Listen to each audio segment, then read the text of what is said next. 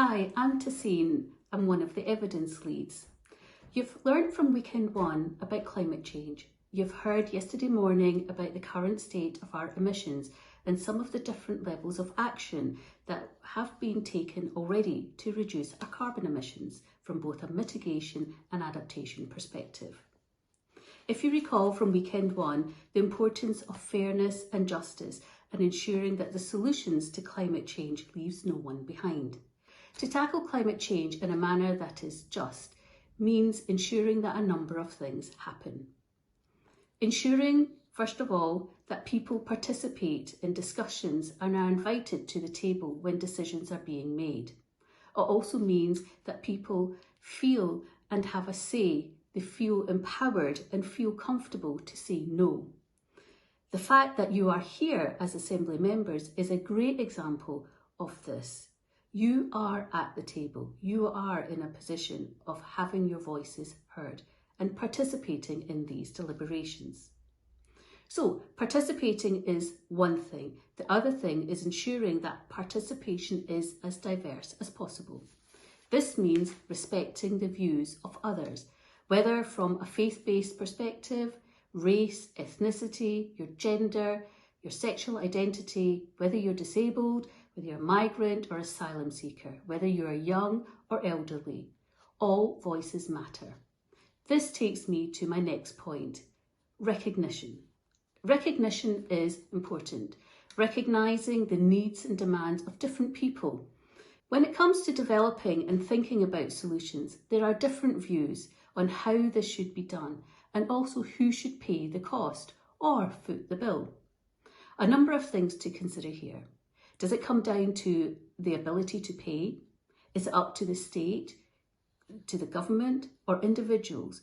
Or should we consider a human rights perspective to ensure that everyone has a right to a decent quality of life? How do we allocate and distribute the costs and benefits?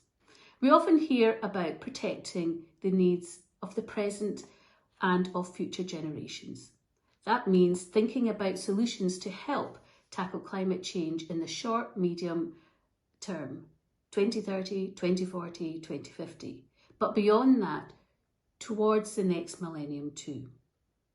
We do all this to reach a fair outcome for everyone. And I guess this means looking at what is a fair outcome or what is unfair in this context. Fair for some looks like this: putting the most vulnerable first, protecting those who have contributed least to climate change but are suffering the most. Unfair for some looks like this: not wanting to pay a carbon tax on air travel, for example. Next, you will have the opportunity to hear from a diverse range of people who give their perspectives on tackling climate change in a manner that is fair and just.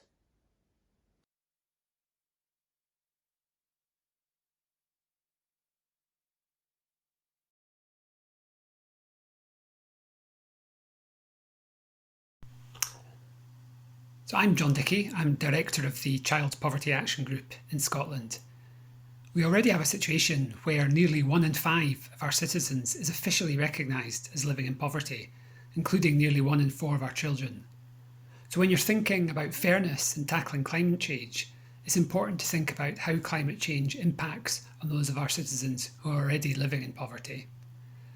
For example, people who already don't have enough to live on are disproportionately affected by climate-released events like severe flooding. They just don't have the resources to rebuild from such events. It's also important to ensure that solutions proposed to tackle climate change do not increase poverty or widen inequalities in Scotland. For example, how do we ensure that any additional costs of moving to carbon neutral transport, energy or food supplies do not fall on those who already don't have enough money to get by on?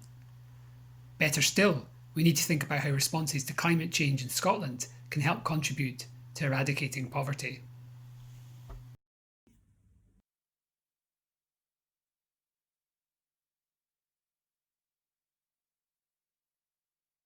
Disabled Scots may be hit hard by climate change.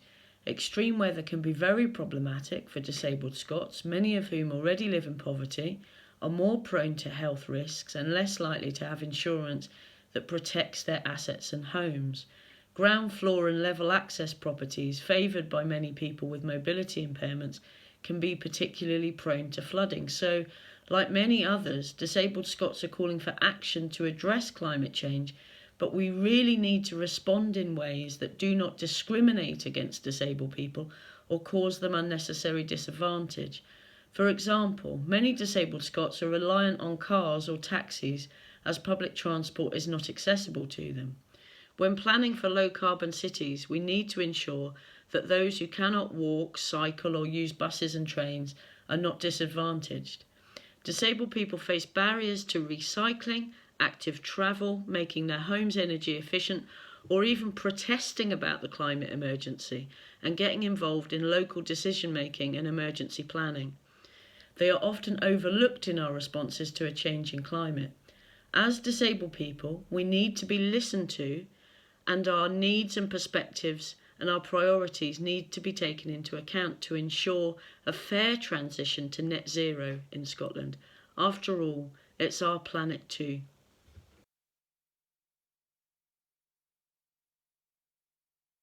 Hi, I'm Eilidh Watson and I'm a PhD student at the Centre for Climate Justice at GCU, where I'm researching how both climate change issues and limited access to electricity affects the day-to-day lives of women in rural Malawi.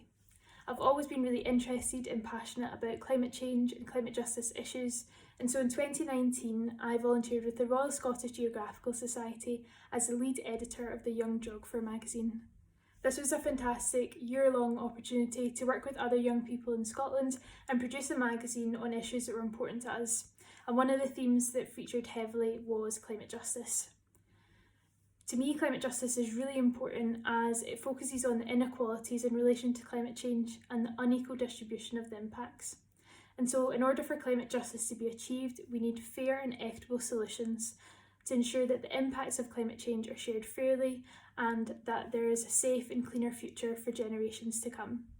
To do this, everyone should have the opportunity to have their voice heard and to share opinions and be part of the solution, to be able to shape their own future.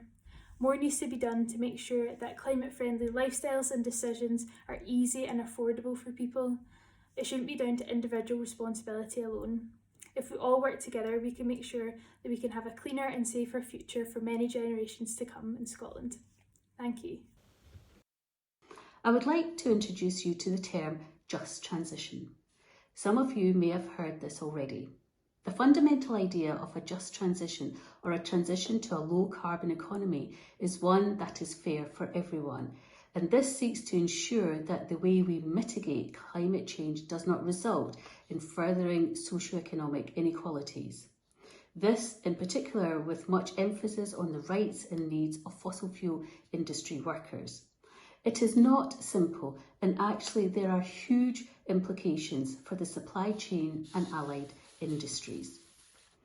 You will now hear from a range of speakers who have been involved in the just transition process in Scotland, and learn from some of the wonderful work being done here in the development of the renewable energy sector.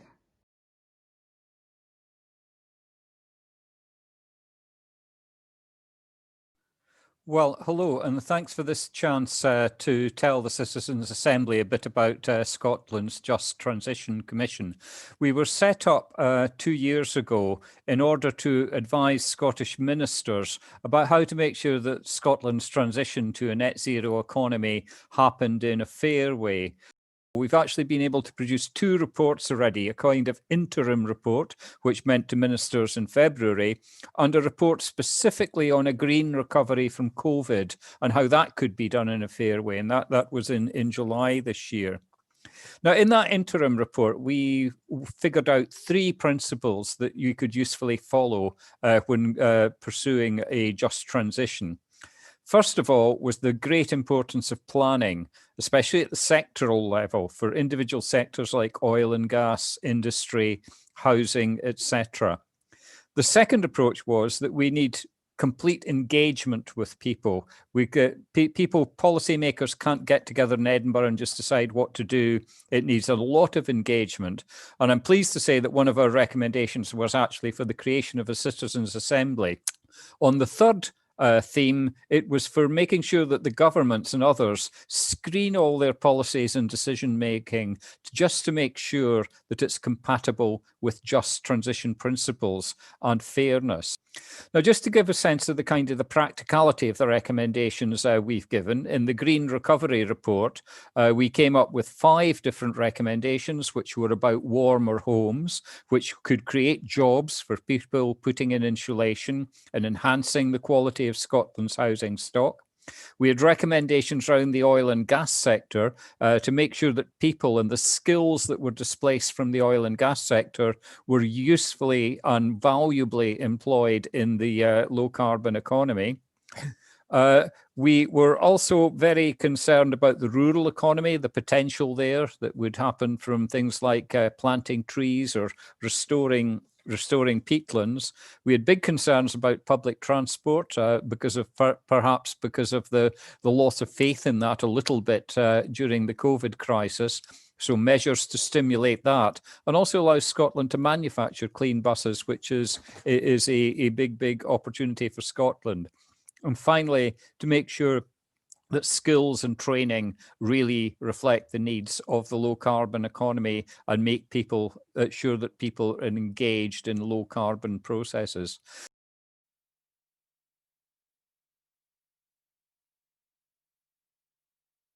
Hello colleagues, I'm Richard Hardy. I'm the National Secretary for the trade union Prospect in Scotland and Ireland, and perhaps more importantly for today, I'm a member of the Scottish Government's Just Transition Commission. For 20 years we've been told that wind energy and renewables are the future, that they're really important, that they will produce tens, maybe even hundreds of thousands of jobs, but the actuality is much different. And to deliver good quality jobs we need investment in our supply chains, particularly our manufacturing supply chains, and we need government to make decisions so that the market can deliver. We need to build a domestic supply chain that can support this industry, and we need to be able to have companies that can supply and create jobs and create taxes and create support for other businesses in Scotland, in the UK, so that we can have that value here and not have it being spent, as is going to happen with NNG wind farm just off the coast of Fife, whereby the construction takes place in Indonesia, with money going into Indonesian and Belgian firms, and then it's shipped across the world. We need to have Scotland in a situation where we're competing and we're winning for contracts in other people's countries and placing that work in our domestic supply chains so that we can ensure workers get a just transition.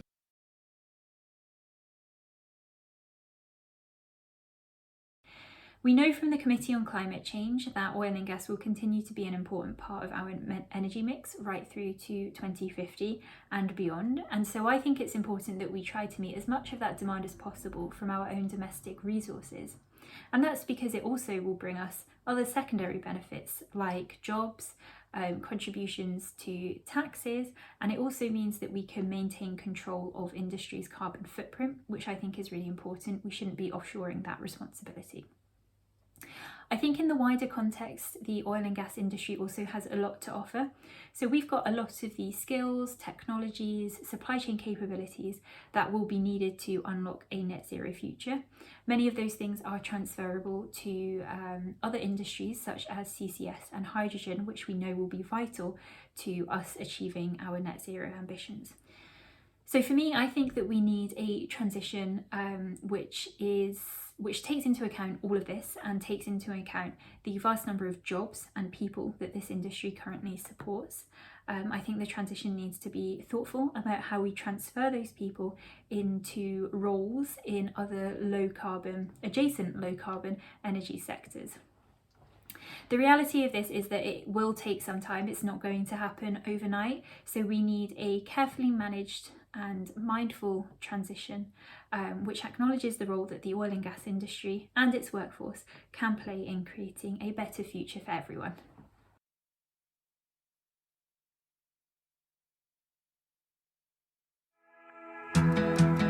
South Seeds is a community-led organisation central to the low-carbon transition of Glasgow's south side. This area is densely populated, with over 30,000 residents within 20 minutes walk of South Seeds office on Victoria Road. South Seeds has been delivering carbon-saving opportunities for residents and has experience of how residents can realistically save carbon dioxide by reducing their energy bills, growing fresh vegetables and salad crops, and reducing waste, for example by borrowing from a tool library or by recycling. In addition to supporting residents to take action to reduce carbon, South Seeds is thinking ahead and planning for the future. South Seeds has worked in collaboration with key stakeholders and published research to support and contribute to the low-carbon transition of Glasgow's South Side. The great thing about South Seeds is that they offer really simple ways for people to change their lifestyles that benefit people but also will benefit the climate and help us to reduce our carbon emissions. As a council, we have a huge amount of work to do to transition to a low-carbon economy, but it's really important that people feel empowered and able to play their part as well. South Seeds is collaborating with national organisations to help residents now consider how future inevitable changes to the electricity grid will impact on how they use energy in their homes. South Seeds published a plan to use waste heat from the waste plant built at Polmadee to heat homes efficiently. South Seeds has encouraged residents and decision makers to consider all active travel opportunities and how they connect by bringing all the local information about public transport, cycling and walking into an easy-to-read newspaper format. We know that people in Glasgow want to live more sustainably, and sometimes all they need is a bit of support to do so. And South Seeds is a really fantastic place. You can walk in. They've got a shop front here on Victoria Road just beside our South City Way cycle lane. So it's really accessible. It makes climate change action feel far more manageable and something that anybody can get involved in.